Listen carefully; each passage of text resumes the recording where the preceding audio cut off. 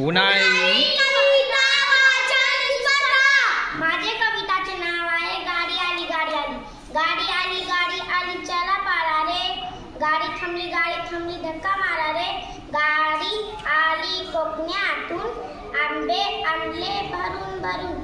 आंबे उतरून घ्या आणि धक्का मारा रे। गाडी आली चला पारा रे। गाडी आली वसईहून केळी आणले भरून भरून। केळी उतरून घ्या आणि धक्का मारा रे। गाडी आली नागपूरहून संत्री आणले भरून भरून।